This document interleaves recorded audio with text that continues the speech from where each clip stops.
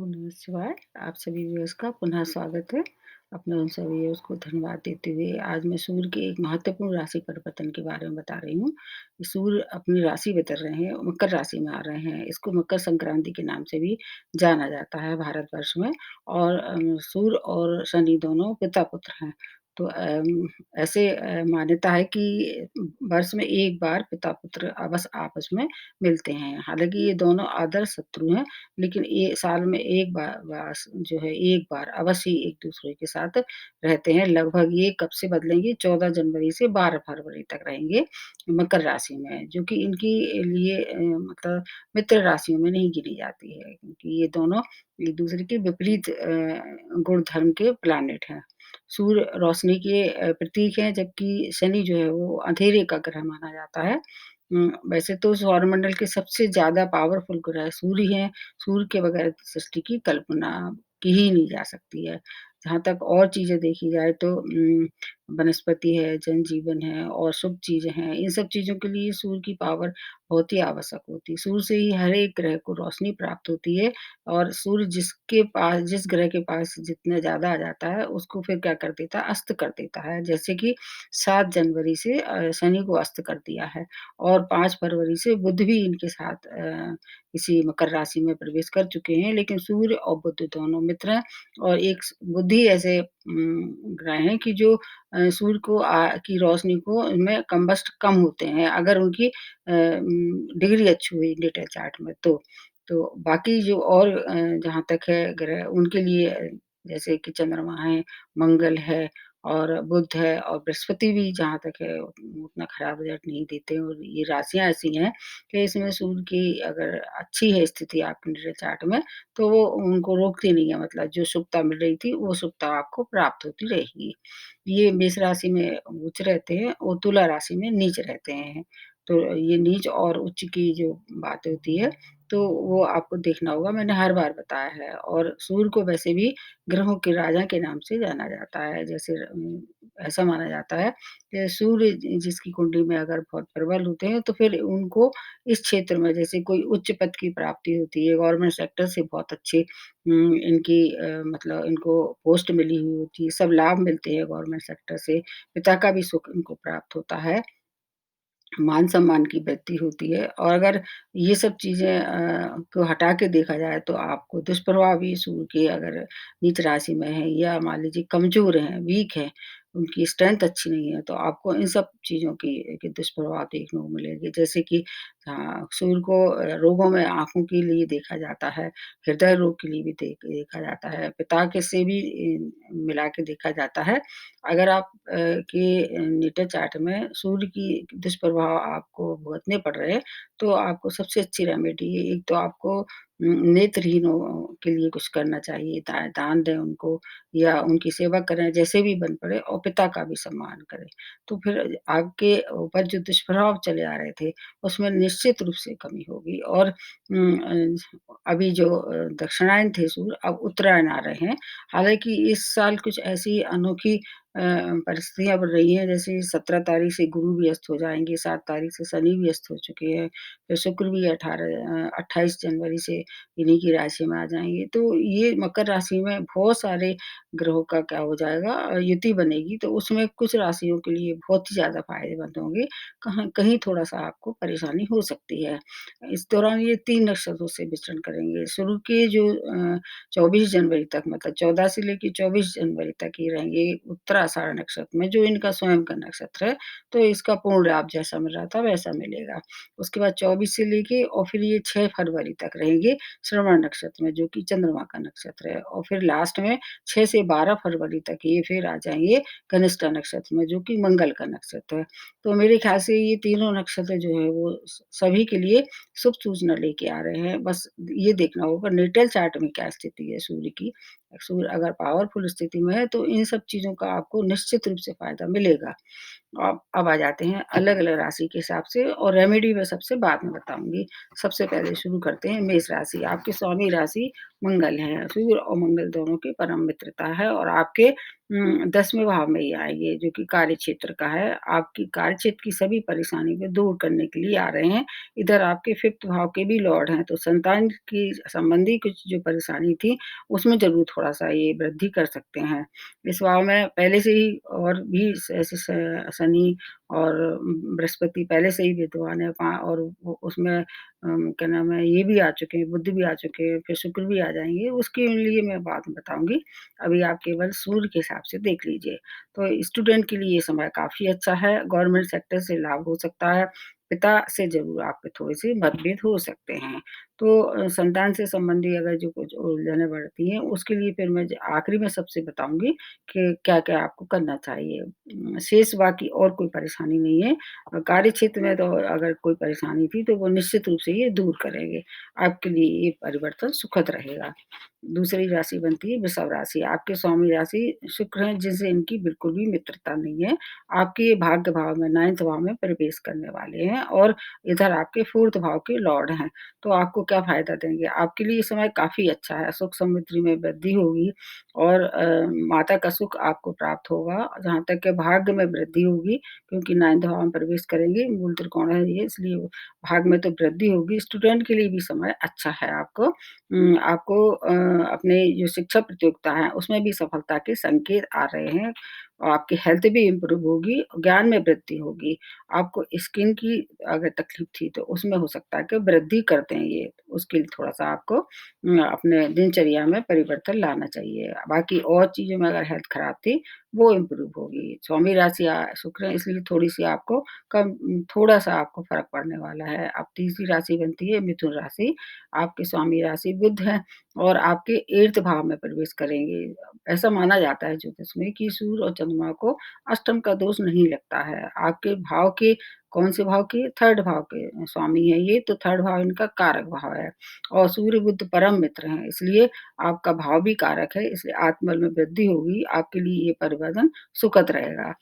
आपके जीवन में अगर आप कोई बड़े निर्णय ले सकते हैं, तो इस समय आप लेना चाहें तो ले सकते हैं। विशेष तौर से ऐसे लोग जो कि मेडिकल क्षेत्र से जुड़े हुए हैं, उनको ज़्यादा लाभ होगा और आपके शत्रु अगर पनप रहे थे, तो वो पराजित होने वाले हैं। शॉर्ट डिस्टेंस जर्नी आप कर सकते हैं, लेकिन हो सके तो परिवार से के साथ ना करें, अन्यथा उतना फ़ायदा नहीं होगा। आपको हड्डियों के रोगों से सावधान रहना चाहिए। हड्डियों में अगर कोई प्रॉब्लम थी, तो हो सकता है कि वो थोड़ा वहाँ आपको ज़्यादा ध्यान देना पड़े, तब आपको फ़ायदा हो। उसके बाद आ जाते हैं कर्क राशि, इसकी स्वामी राशि चंद्रमा है, चंद्रमा सूर्य दोनों के मित्रता है। ये आपके 7म भाव में प्रवेश करेंगे और 2nd भाव की लॉर्डशिप है इनके पास। तो ये दोनों भाव बहुत ही अच्छे रहेंगे क्योंकि दोनों ही एक तो 2nd भाव है और दूसरा है 7म भाव। 7म भाव वैसे तो मारक माना जाता है नेटल चार्ट में, लेकिन केंद्र भाव के हिसाब से देखें और आपके स्वामी राशि से उनकी मित्रता है, इस तरह से देखें तो आपको कुछ चीज़ों में फ़ायदा होगा। जैसे आपके अगर स्पाउस हैं और आपके जो बिज़नेस पार्टनर हैं, उनसे थोड़ी-सी आपकी अनबन हो सकती है, बाकी धन लाभ हो सकता है। 2nd भाव को अगर ये एक्टिवेट कर देंगे तो धन लाभ होगा। पैतृक संपत्ति के लिए अगर आप ट्राई कर रहे थे, उसमें भी आपकी तरफ फैसला होगा और इसके साथ-साथ आपको अति आत्मविश्वास से बढ़ना है। अब मतलब नहीं करना है कुछ भी ऐसा काम जो कि आप ओवर कॉन्फिडेंट होके करेंगे, तो आपके लिए घातक सिद्ध होगा। आपकी जॉब मिल सकती है, ये आपके लिए अच्छा है परिवर्तन और बस वाणी पे ज़रूर नियंत्रण रखें। कुछ भी किसी से 2nd भाव वाणी का भी होता है ना, तो इसलिए आप वाणी पे अगर कंट्रोल करेंगे तो आपके सब बिगड़े हुए काम बनना शुरू हो जाएँगे। अब उसके बाद अगली राशि बनती है सिंह राशि। आपके तो स्वामी राशि ही सूर्य हैं और आपके लग्न में ही है मतलब लग्न के भाव के हैं और 6th भाव में प्रवेश करेंगे। तो आपको क्या-क्या फ़ायदा होगा? रोगों से मुक्ति मिलेगी, ऋण से भी मुक्ति मिलेगी, शत्रु पराजित होंगे, प्रत्येक कार्य में सफलता होगी। अगर आप किसी एडिक्शन के शिकार थे, तो इस समय वो एडिक्शन छोड़ने में भी ये आपकी मदद करने वाले हैं।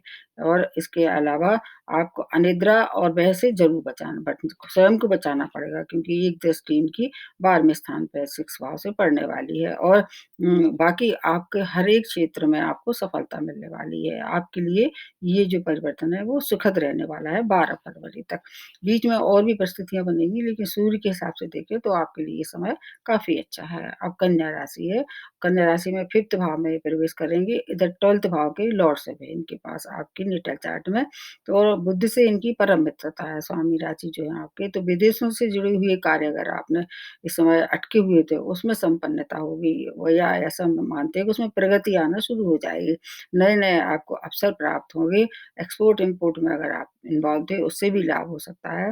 प्रमोशन और मान-प्रतिष्ठा में अगर आपको कोई परेशानी आ रही थी, तो वो इसमें आपको सफलता दिलाने वाले हैं। व्यय के लिए इस समय अच्छा नहीं है, व्यय पे कंट्रोल करना पड़ेगा। 12th भाव व्यय का भी होता है, तो कुछ चीज़ों से आपको लाभ होगा, कुछ चीज़ों में थोड़ी सावधानी रखनी पड़ेगी।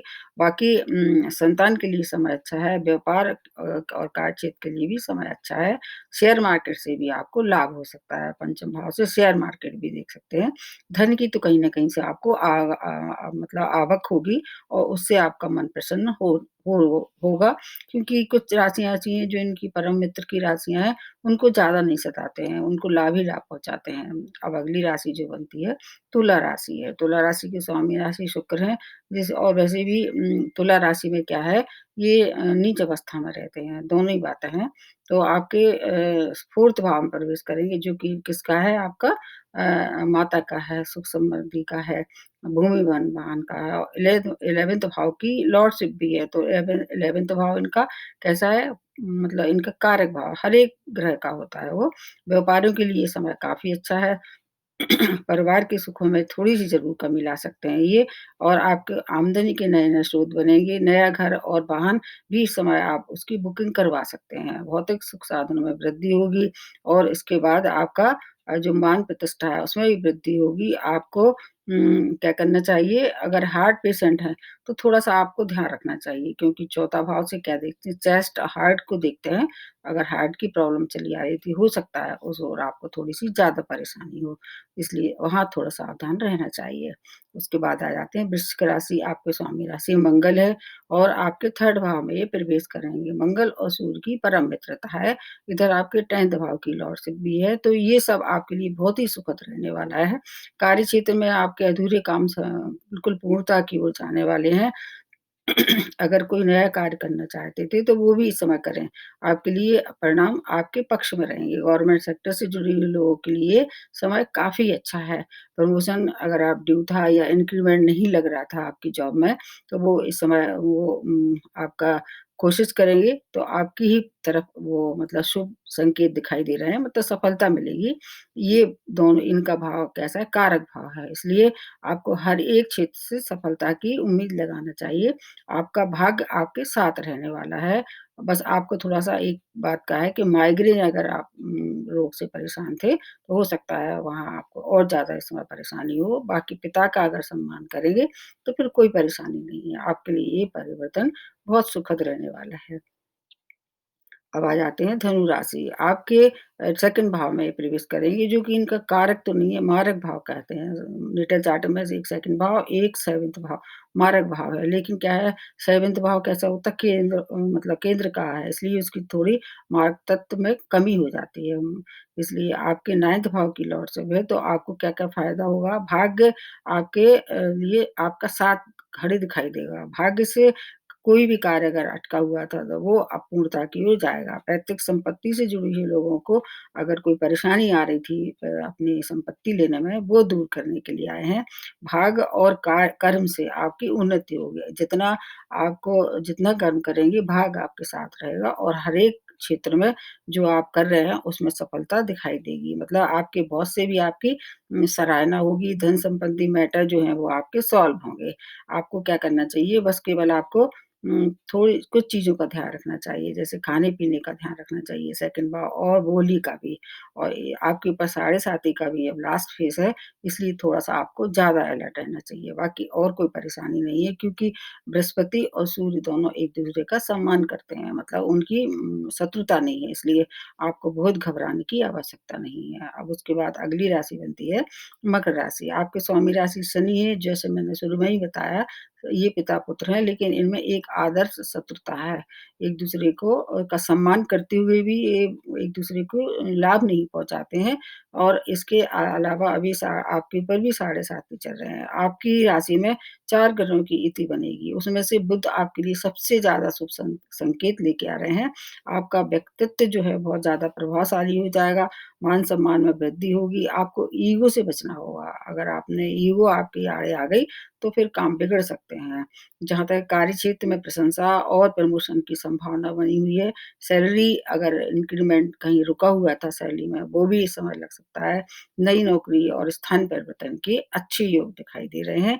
गवर्नमेंट सेक्टर में अगर आपने कहीं या पॉलिटिक्स में भाग आज़मा रहे थे, उस ओर आपको सफलता दिखाई देगी और विरोधी परास्त होने वाले हैं। आपको साढ़े साती का प्रभाव है, इसलिए बस थोड़ा-सा आपको ईगो से बचना होगा और किसी को भी सताना नहीं है, मतलब किसी को हर्ट नहीं करना है।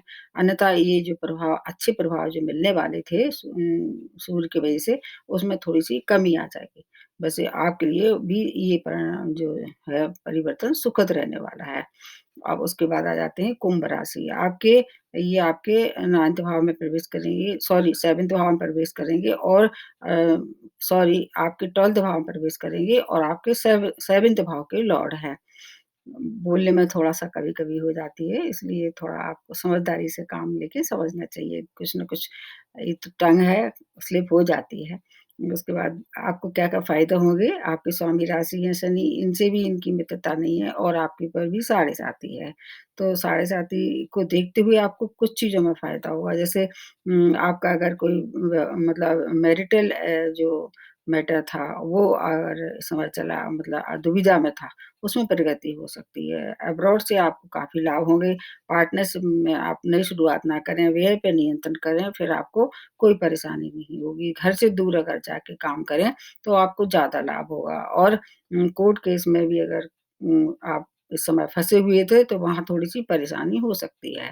आपको 2 चीज़ों से सावधान रहना पड़ेगा। एक तो आपको अनिद्रा, दूसरा हड्डियों के रोग से आपको सावधान रहना पड़ेगा। उसके बाद आ जाते हैं अगली राशि और ये मीन राशि। आपके आपकी कहाँ ये प्रवेश करेंगे 11th भाव में प्रवेश करेंगे और ये कारक भाव होता है हर एक ज़्यादातर प्लैनेट का और आपके कौन 6 भाव की लॉर्ड से भी तो दोनों ही भाव बहुत अच्छे हैं, क्योंकि जो क्रूर ग्रह होते हैं वो 6 में और 3rd में और 11th भाव में सभी में अच्छा फल देते हैं। आपकी अनेक मनोकामनाएँ ये पूर्ण करेंगे, नए आमदनी के स्रोत बनेंगे, बड़े भाई-बहनों का पूर्ण सहयोग आपको प्राप्त होगा और लाभ की स्थिति होगी हर एक क्षेत्र में। अगर आपका सोशल सर्किल कहीं कम हो रहा था, उसमें भी वृद्धि होगी। रोग से और शत्रुओं से भी आपको छुटकारा मिलने वाला है। आपके लिए ये समय काफ़ी अच्छा है।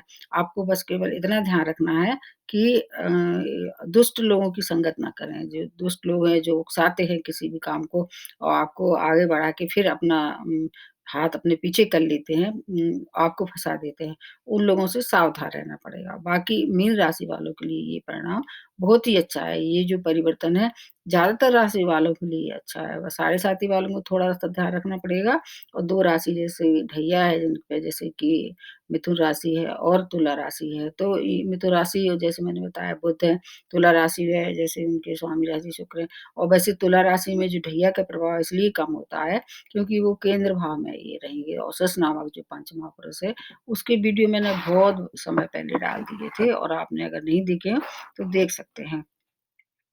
अब अपन को क्या करना चाहिए, अपनी सभी राशि वालों के लिए मैं एक बात बताती हूँ, चाहे जिस पे ढैया हो, चाहे जिस पे साढ़े साती हो, चाहे अच्छे प्रभाव मिल रहे हो, क्योंकि दान कभी निरर्थक नहीं जाता है। तो आपको एक तो क्या करना चाहिए, गुड़ का और गेहूँ का दान करना चाहिए। अगर हो सके आपकी सामर्थ्य है, तो आप इसको हर रविवार को कर सकते हैं और नहीं तो एक रविवार को तो निश्चित रूप से कर देना चाहिए।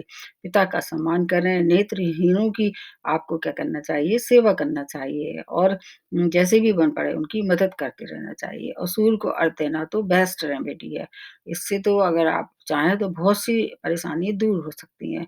अर्घ देने का मतलब ये कि जब सूर्य उगता हो, उसके सामने से उसकी जो रश्मियाँ हैं, आपके शरीर में प्रवेश करें, इस तरह से डालना चाहिए पानी और नीचे कोई बर्तन रख लेना चाहिए, जिससे पानी की वेस्टेज ना हो। उस पानी को आप पौधे में डाल सकते हैं। आपके घर में जो भी पौधे लगे हुए हैं, उसमें उसका उपयोग कर सकते हैं। इस तरह से पानी की भी वेस्टेज नहीं होगी और सूर्य की जो रश्मि है आपके शरीर में प्रवेश करेंगी और सूर्य मंत्र करके फिर आप जितने भी दुष्प्रभाव हैं, उन सब से आप बचेंगे और पिता का सम्मान तो बहुत ही ज़्यादा श्रेष्ठतम है। उससे ज़्यादा कोई अच्छी रेमेडी हो ही नहीं सकती है। मतलब ये एक अद्भुत रेमेडी है, सूर्य को प्रबल करने के लिए। तो देख लीजिए आपकी नेटा चार्ट में क्या स्थिति है सूर्य की और कौन-सी दशा महादशा चल रही है। ये सब मिला के देखना होगा और बाकी जो मैंने पूरे वर्ष के अंक के हिसाब से डाल दिए हैं, राशि के हिसाब से वीडियो सब लोगों को आप लोग अपलोड करवा दिए हैं, तो आप देख लीजिए बहुत अच्छा रहेगा। अब पूरी साल आपको देखने को मिलता रहेगा, कहाँ-कहाँ सावधानी, कहाँ-कहाँ फ़ायदे होने वाले हैं। तो आज के लिए इतना ही, नमस्ते और धन्यवाद।